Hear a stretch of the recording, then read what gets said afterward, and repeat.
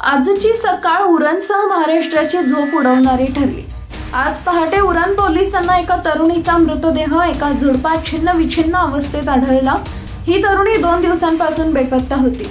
मृतदेह पाहिल्यावर तिचे हात पाय स्तन कापून तिच्या गुप्तांगावर वार केल्याचे आढळून आले। इतक्या क्रूर पद्धतीने तिला मारल्याने पोलीसही हादरले। या प्रकरणात आता नवीन माहिती समोर आली आहे। या घटनेत दाऊद शेख नावाच्या आरोपीची ओळख पटली असून त्याने यशश्रीवर लैंगिक अत्याचार केले होते। वयाच्या 15व्या वर्षी यशश्रीवर अत्याचार केल्याप्रकरणी त्याला पोक्सो अंतर्गत जेल झाली होती। जेलमधून बाहेर येऊन त्याने यशश्री सोबत जे केले होते ते ऐकून तळपायाच्या मस्तकात जाईल। यशश्री शिंदे कॉमर्सचं शिक्षण घेत होती। शिक्षणासह ती खासगी कंपनीत डेटा ऑपरेटर म्हणून काम करायची।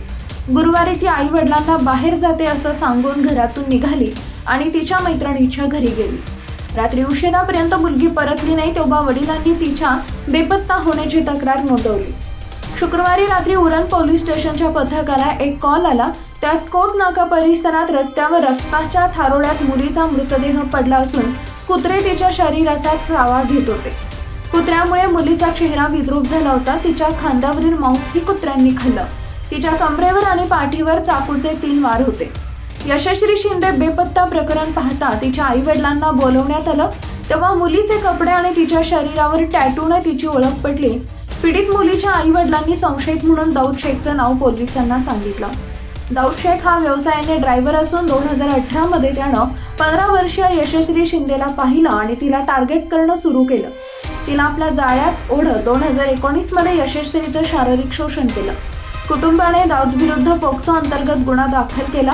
पोलिसांनी त्याला अटक करून जेलला पाठवले। मात्र जेलच्या बाहेर निघाल्यानंतर दाऊद पुन्हा यशश्रीचा पाठलाग करू लागला।